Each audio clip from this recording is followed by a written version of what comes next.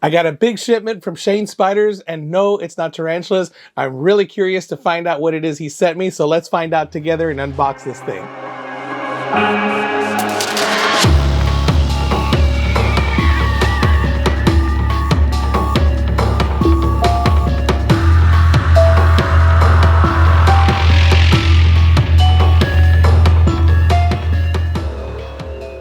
Hello Tarantula lovers, I'm Alex and welcome back to Tarantula Haven. Today I am unboxing this shipment from Shane Spiders. If you don't know who Shane Spiders is, he is a tarantula vendor and has an awesome website where he sells lots and lots of different types of tarantulas.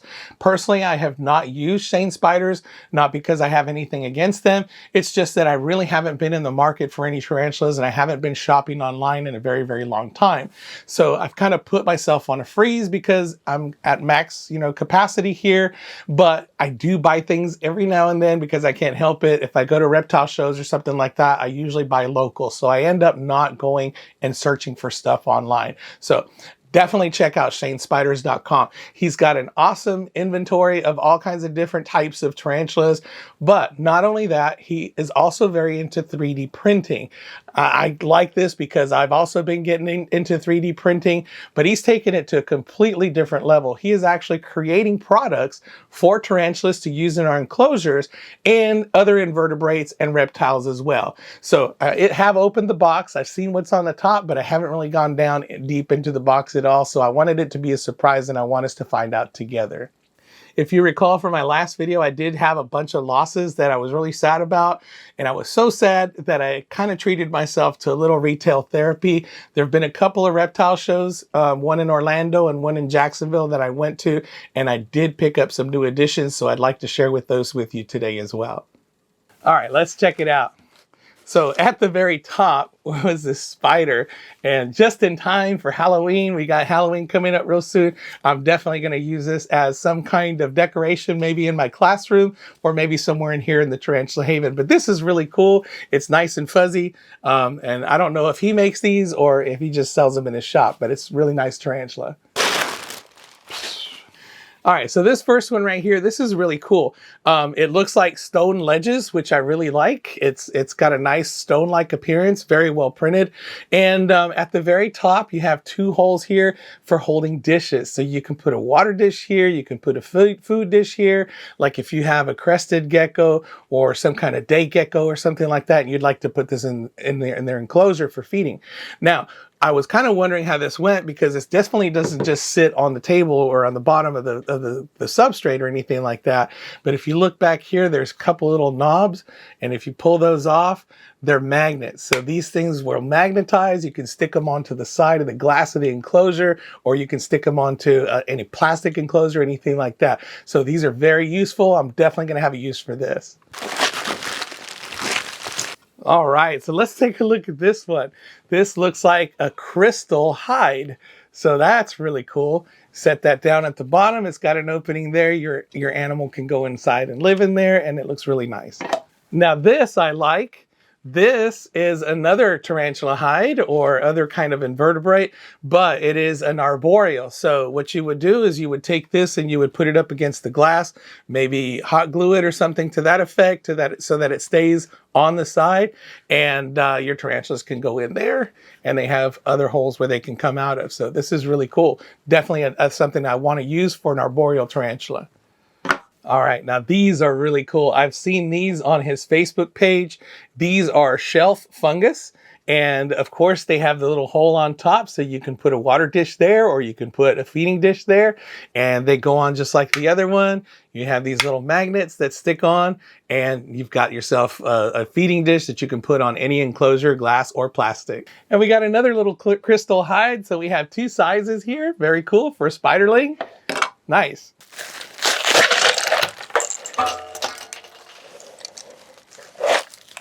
Okay, now this is really cool. I'm laughing because he sent me a whole tree trunk here, and this is really neat. It's a hollowed out tree trunk that you can use as a hide. You put this in the center.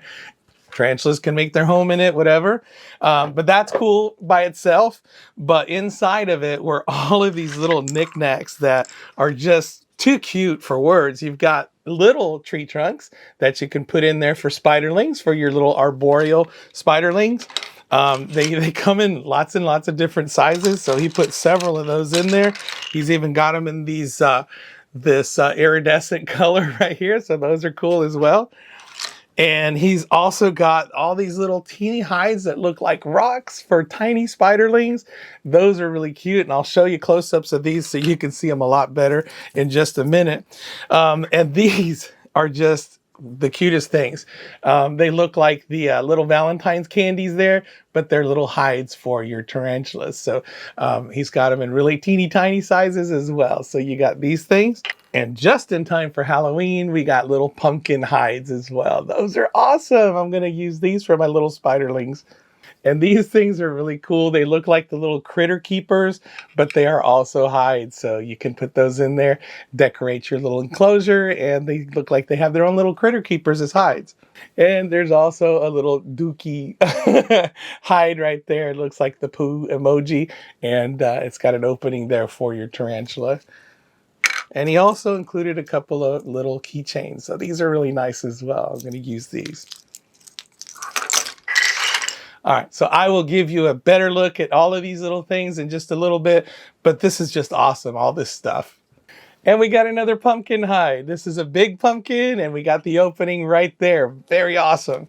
And he has got a plethora of stuff. Speaking of Halloween again, we've got this hide right here that looks like a tombstone. It says RIP crickets, and you've got openings on the side for tarantulas to get in, or other invertebrates or other reptiles and things like that. And of course, you got the opening at the bottom. So this is really neat. And just like the little mini rocks he has, he's got the big rock hides that you can use for bigger tarantulas. And I think this is just great. That's the beauty of 3D printing, is that if you have a file of something that you want to print, you can make it big, you can make it small, you can make it somewhere in between. The sky's the limit where it comes to 3D printing. So this is awesome that he can do this. All right, and there's a few things in here. This is shaped like a coffin, but in here we have another one of those candy hides, the forever there. And oh, we got a mini shelf fungus that we can put on it. It also has magnets on the back. A little bit larger one. And we got these little rocks that can also go on to the side of the enclosure, little shelf rocks. And yep, this is a another holder for like a watering dish. This is also magnetized. You can drop your little dish in here, and you just stick that onto the side of the enclosure with magnets. And another shelf rock. Last but not least, we have the coffin itself. And the coffin, at first I thought it would go like this or something, but it's got holes on the front and on the bottom. So this in itself can be a hide, and you just set it down like this, and you've got yourself like a coffin, and then the tarantulas or other invertebrates can go inside of there. Pretty cool. All right, so these are replacement tops. This is a replacement top for an Exoterra. I think it's a nanotall. And notice how there's not a whole lot of ventilation on there to replace those screen tops. So they sell these. It looks like he 3D printed the frame itself and then attach the plexiglass to it. So these are things that he makes as well. That is really cool. I like these because that takes the work out of you having to go in there and remove the screen, put on your own plexiglass and stuff that's already made for you. You just buy it. Very cool. And last but not least, he's got a bigger frame. This would be for an Exoterra mini tall, I guess. And again, replaces the screen mesh on there. And he's got these little things on here that they're magnetized. They're attached with magnets on the back. I'm not really sure what they are, but I'm going to take a guess. I think they're little handles for you to remove these screens, because it doesn't look like they have anything that you can hold on to. So I think you probably put these on top, and then you can use them to lift the screens out. I'm going to have to ask him, but I think that's what they're for. I'm assuming because they're attached to this, that gives me a clue that maybe that's what this is for, because they're very strong neodymium magnets on there, so they're not going to come off real easy. And if you have a couple of these, you can use them for leverage to pull them off. So that's what I'm thinking those are for.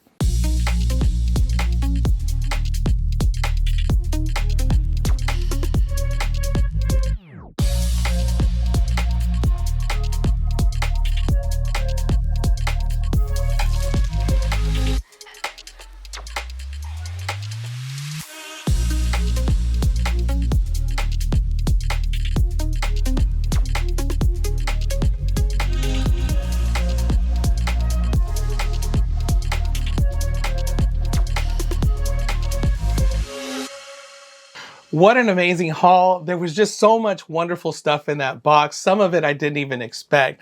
Shane, thank you so much. I really appreciate you for sending that. I will definitely try to find as many uses for all of those things as possible. I felt like a kid at Christmas, opening up Christmas gift after gift and just finding new and different stuff in each one. So that was really cool of you. And if you want to purchase any of those products that you saw there, and I believe he has even more stuff out there, and he's coming up with stuff all the time, you can go to shanespiders.com, and he's even been gracious enough to give us a discount code. If you use the discount code Tarantula Haven, you can get 10% off your order. And I'm not sure if it is case specific. It's spelled Tarantula Haven with no spaces, but there's a capital T and a capital H. So I would be careful. I'd use that. Maybe it's not, but go to shanespiders.com and get your stuff today. So I did mention that I did a little retail therapy after my depression from having lost those tarantulas when I went on vacation. I was feeling down, so I decided that I was going to go to Repticon in Orlando. And then I decided to go to Repticon in Jacksonville afterward, like I think it was like a week or two after. And I don't usually do back to back because usually I go to one and I find what I want and I don't have to go to the other one. But I don't know, something just told me I should go. I did pick up some critters, and a couple of them are firsts for me. This is nothing really all that spectacular. It is for me, but there's one of these things that I just absolutely love, and I didn't think that I would as much as I do, but I just absolutely adore them. And I'll do those last, and I'll set them up in an enclosure, and we'll get to see the whole process. Up first is Kilobrachy species Electric Blue. I've never had one of these before, so I guess I have three firsts here, things that I've never had. I've always wanted one, but the price has always been a little bit high, but the price has gone down significantly on these, so I figured it was time to go ahead and get one. So he's just a little spiderling. Let's see if I can get him to feed. He's got a really strong feed response. So I'm putting in a pallid roach in here. Let's see if he goes for it.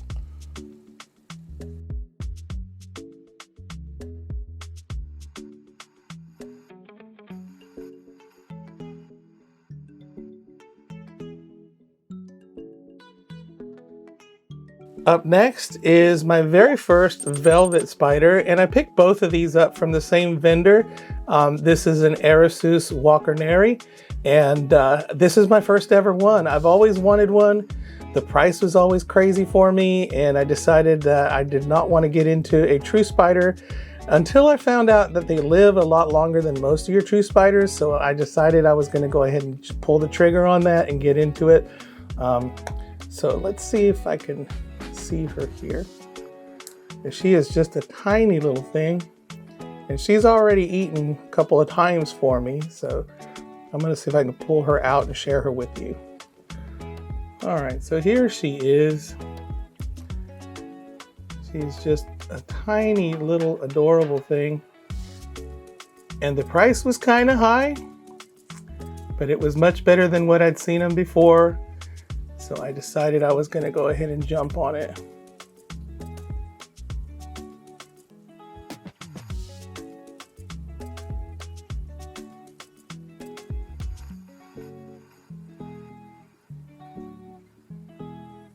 And Tarantula Cat has her Wednesday. Well, I've got my Susie. Not that I'm going to go make plushies or anything about her. Up next is Phidippus Regis, and I bought her at the Jacksonville Repticon, and I bought her from Adara at Arachnids, and I told her I'd give her a little plug. I can't believe how popular these have become. I think Tarantula Cat is to blame for that. But there's other keepers that pretty much keep jumping spiders exclusively, and they're just so cute and adorable. They just win people's hearts over. So I figured it was time to get another one. I've had them before, I've bred them before. The babies are so hard to keep alive. They just eat so much and they require a lot of attention. So I kind of gave up on them for a little bit, but I decided I wanted another one. I picked one that was especially orange, and I'm gonna name her Pumpkin. So maybe I'll get a male for her later on, But for right now, I just want to enjoy her. I purposely chose a young one because I wanted to keep her for as long as possible, because that's the sad thing about jumping spiders is they're short-lived.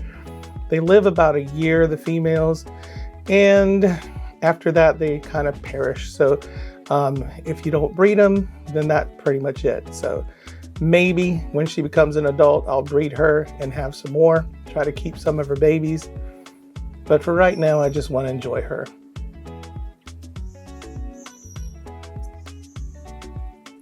Just absolute cutie pies.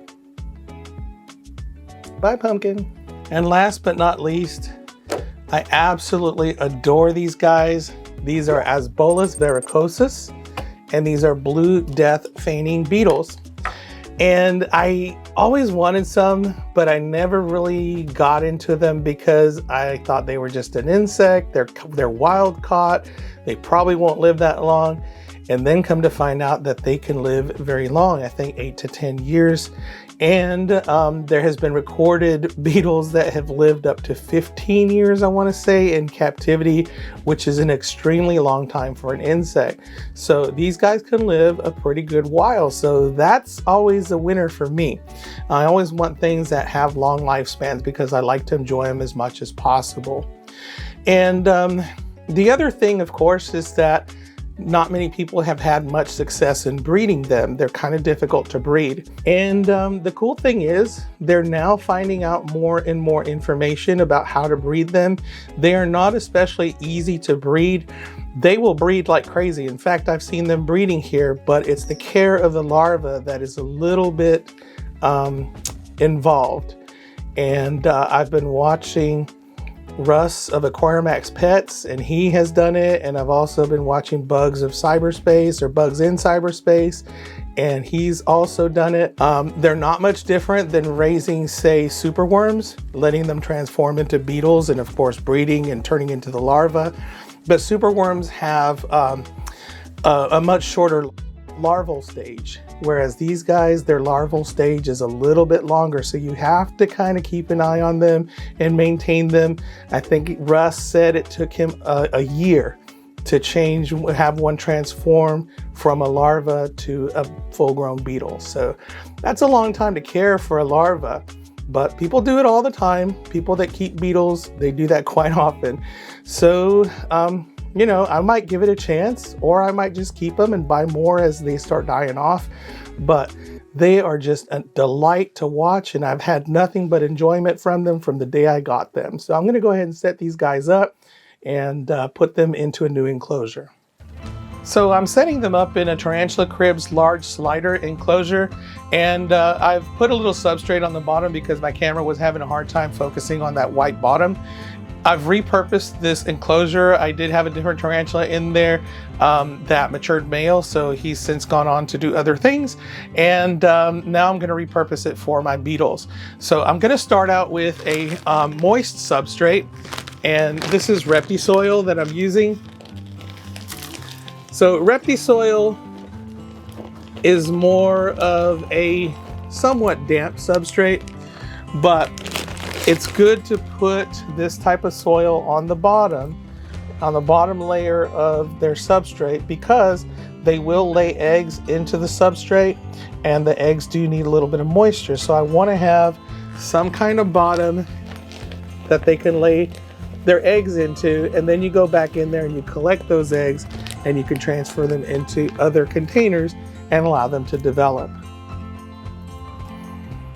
Now I'm going to put quite a bit in here, and the reason for that is because when I put the next substrate down, it will probably pack it down quite a bit. So I want to give it enough depth so that if it does pack down, I'll still have a decent amount of substrate in there for the proper depth.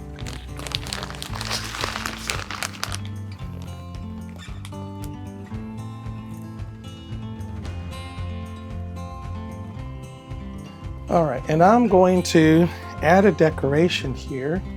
I'm gonna put this succulent. This is not a real succulent. It is fake. I think if I put something real in here, they will eat it up because they are voracious eaters.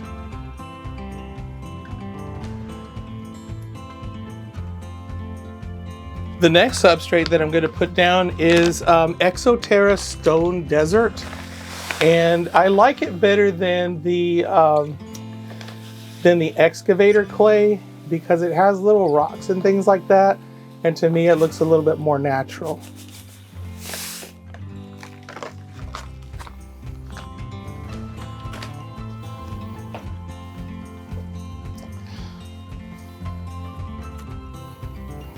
So these are arid beetles. They live in the desert. They come from the Sonoran Desert, parts of Arizona, New Mexico, and Mexico. So they're used to living in dry conditions. And this will keep it nice and dry in there. I gotta add a little bit more. So this will give it the right look, make it nice and dry in here, and make it look like desert. And hopefully they'll be happy. And I'm also going to include a piece of cholla wood. If anyone calls it chala, you should slap them because it's cholla. It's a Spanish word. Double L makes a Y sound. And this little dish right here, I actually created and 3D printed myself. So I'm gonna put that there. That's their food dish. And I'm gonna throw in a few pieces of cholla that I had broken off just to kind of have some stuff in there. And last but not least, I'm gonna throw in a little rock hide right here, courtesy of Shane. And I think that completes it. So let's go ahead and put these guys in there. So this substrate that they're on right now, that is actually crushed walnut shell, I believe. So that is not actual sand, so I'm not gonna put that in there. So now you'll get to see why they call them death feigning beetles, because they like to play dead. He didn't.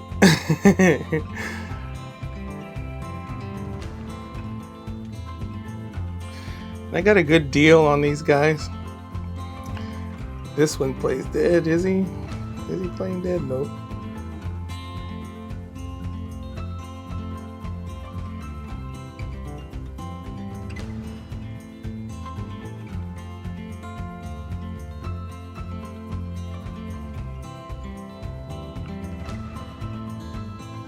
I think this guy did. Oh, we did? Yeah, there we go. So they kind of throw their little legs up and play dead, but it just take very long for him to get back up. Cool.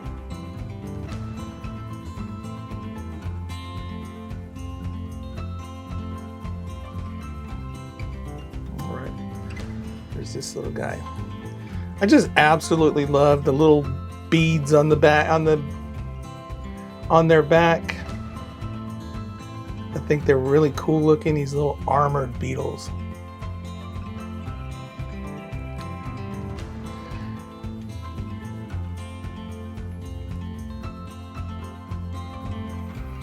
And I think what I like the most about these guys is they don't secrete any noxious fluids. Ooh, this guy's playing dead good. Look at him. I'm dead. Do not touch me, I'm dead. Just get away, I'm dead. Oh, he's gonna be dead for a while. Alright, you be dead. But just like the beetles that I showed you for my trip to California, those darkling beetles, their defense is to spray you with a foul smelling fluid.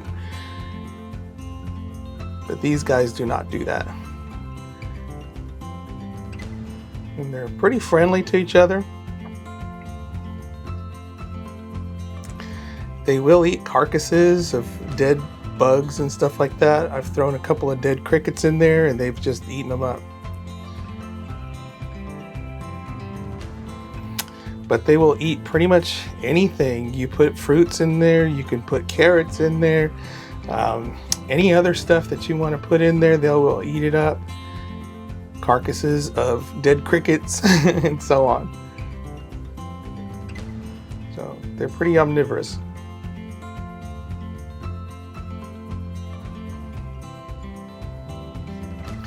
And they still got a little beetle jelly left, so I'm going to put that in there too so they can finish that off.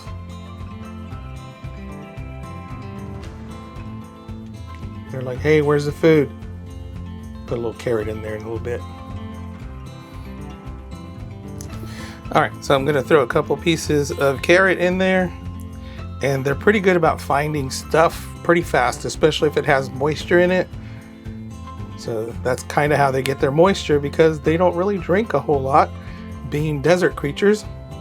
So they will look for anything that has moisture and they will eat it up. And that's why I think if I put anything alive in there, any kind of plants or anything, they'll probably gobble those up. And they are exploring like crazy.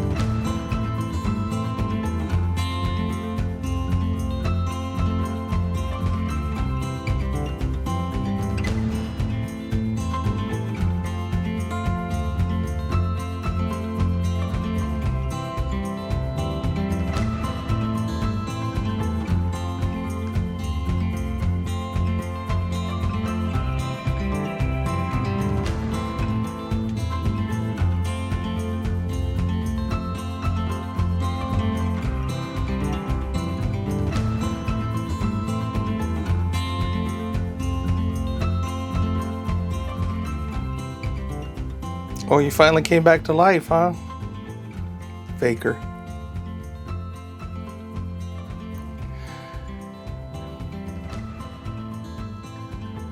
But I mentioned that I got a good deal on these guys. And here's the beauty of going to a reptile show or something to that effect, some kind of show where they sell animals. Sometimes they'll cut you deals. So in this case, I saw this guy was selling these beetles. And I had seen another guy selling the beetles, and when I was looking at him and asking about him, he said, I think I'm the only guy selling these here. And I said, no, I did see another guy. He was selling them for the same price.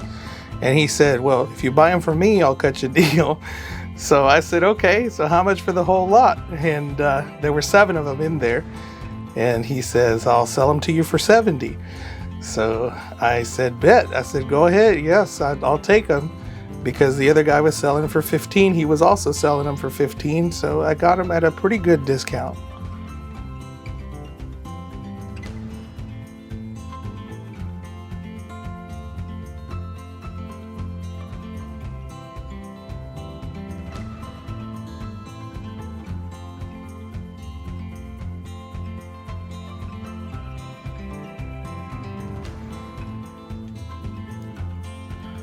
All right, and I think I'm just gonna have a blast watching these guys explore and dig around and everything, because I don't think they've been in any kind of substrate other than that walnut shell stuff for a while.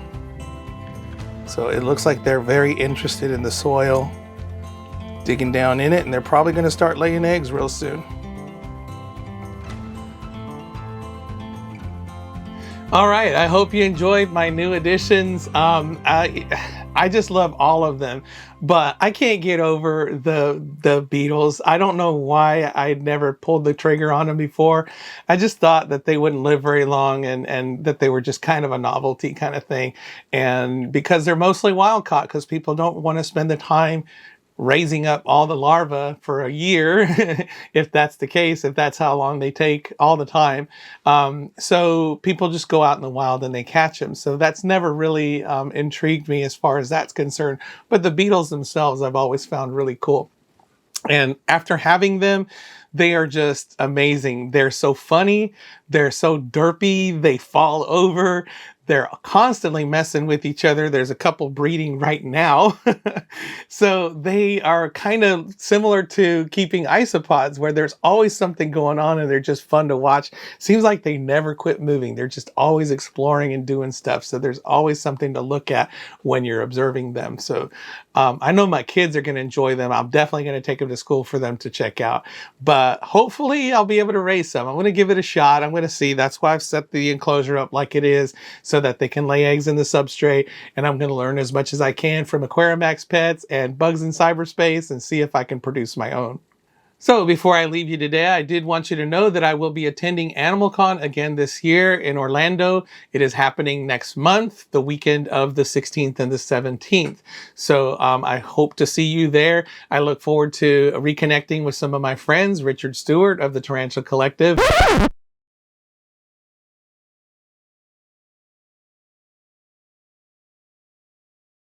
and Tarantula Cat. There will be some new faces there, so that's something to look forward to.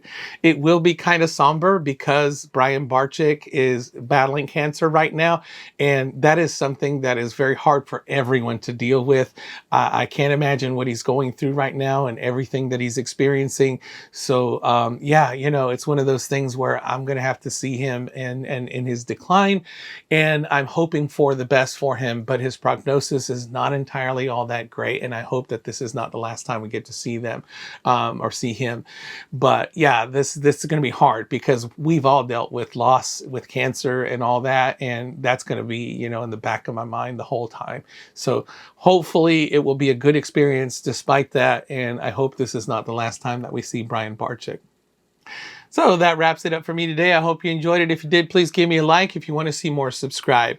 Definitely go check out ShaneSpiders.com. If you're interested in any of those products or even tarantulas, you can get 10% off your order if you use the discount code TarantulaHaven. So check out ShaneSpiders.com. Until next time, keep loving them tarantulas.